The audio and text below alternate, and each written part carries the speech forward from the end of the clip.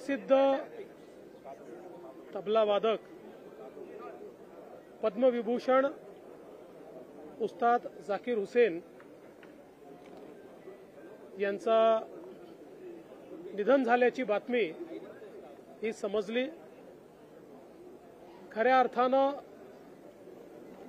तबल्यापासून ताल वेगळा झाल्यानंतर जी पोकळी निर्माण होईल तशाच प्रकारची पोकळी ही त्यांच्या जाण्याने निर्माण झाली आहे। तबला वादनाला आंतरराष्ट्रीय स्वरूप हे जाकीर हुसेन साहेबांनी दिलं आणि जवळपास 3 पिढ्यांना त्यांच्या मैफिलीने मंत्रमुग्ध केलं। त्यांचा तो बाज, त्यांचा तो आविर्भाव आणि त्यांच्या बोटातली जादू हे बघणं म्हणजे एक पर्वणी होती आणि लाखो लाखो तरुणांना त्यांनी तबला वादनाकडे आकृष्ट केलं आणि प्रत्येक तबला वादकाचा एकच ध्येय असायचं की मला उस्ताद जाकीर हुसेन यांच्यासारखा तबला वाजवायचा आहे। खरं तर मी असं म्हणेन की ही अशी क्षती आहे की जी कधी भरून निघू शकत नाही। त्यांच्याकडनं प्रेरणा घेतलेले त्यांच्या कुटुंबातील मंडळी असतील किंवा इतरही अनेक शिष्य असतील, यांच्या माध्यमातनं त्यांचं तबला वादनाची पद्धती ही चिरकाल जिवंत राहील। पण आता मैफिलीमध्ये ते दिसणार नाहीत ही खंत मात्र प्रत्येक भारतीयाच्या मनात असेल। मी त्यांना मनापासून श्रद्धांजली अर्पण करतो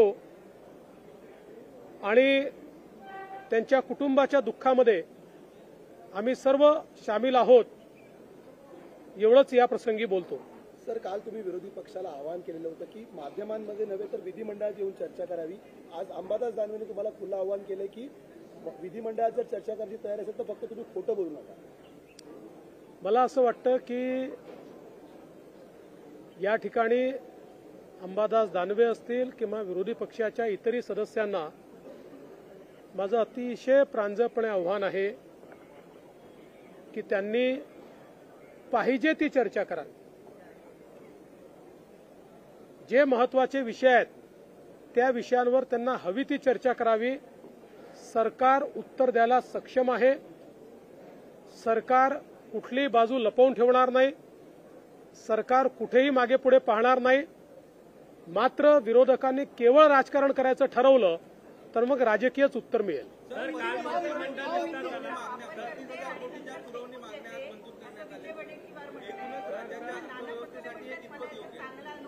35,000 कोटी रुपयाच्या पुरवणी मागण्या मांडलेल्या आहेत, त्या लवकरच चर्चेनंतर मंजूर होतील।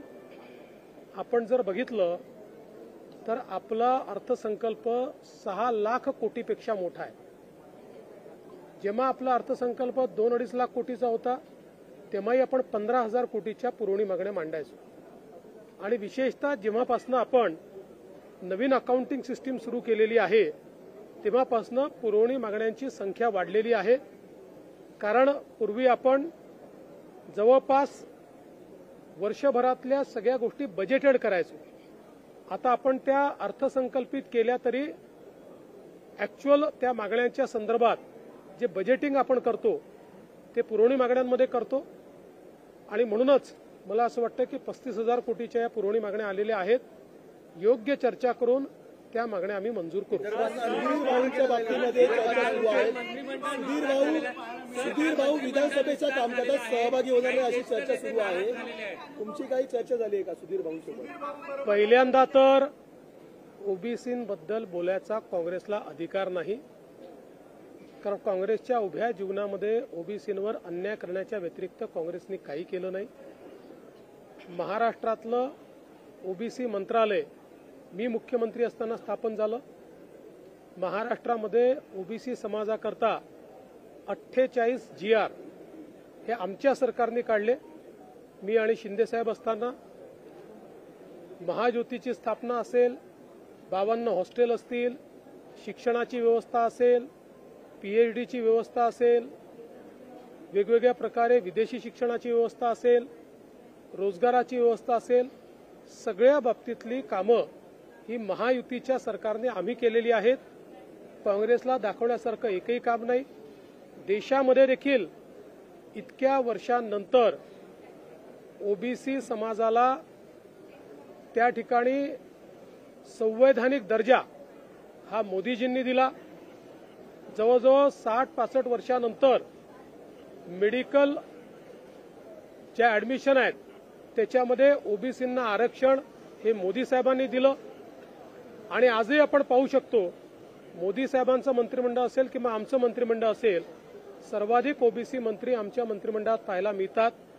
त्यामुळे मला असं वाटतं की काँग्रेस पक्षामध्ये नाना पटोले, विजय वडेट्टीवारवर जो अन्याय होतो त्याबद्दलचा राग तरी आमच्यावर काढू नये, त्यांनी तो योग्य ठिकाणी काढावा.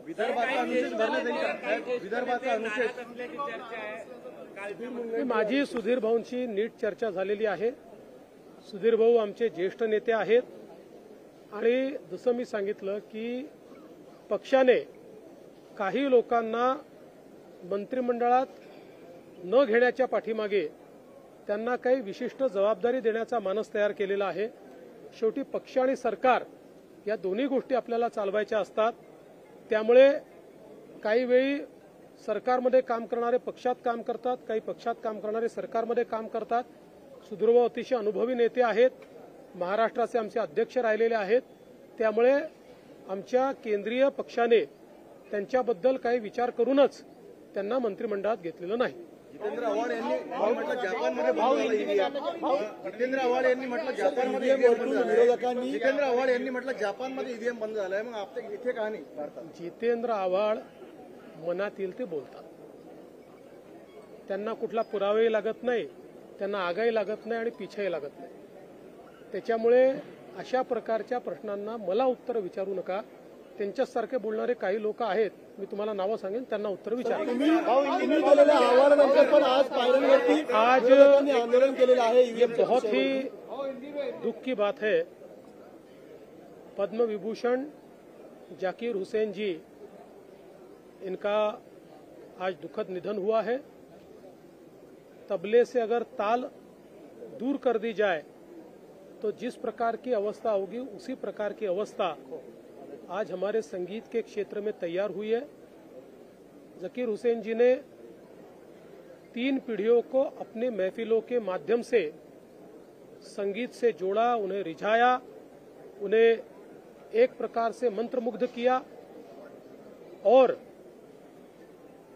तबले की दुनिया में जो भी तबला वादक होता है उसका एक ही लक्ष्य होता है कि मैं जकीर हुसैन जी जैसा तबला बजा पाऊं, उनके जैसा तबला वादक बनूं.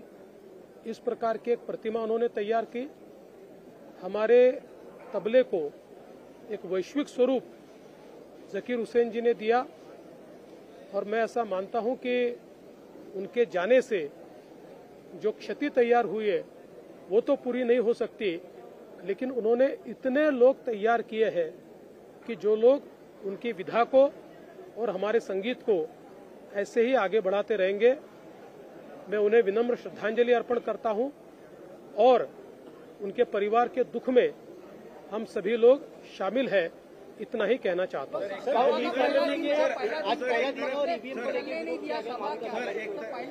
देखिए, जब भी कांग्रेस पार्टी हारती है तो आत्मचिंतन करने की जगह किसी और चीज पर ठिकरा फोड़ती है. जब तक वो आत्मचिंतन नहीं करेंगे तब तक वो ऐसे ही हारते रहेंगे. ठीक नहीं है.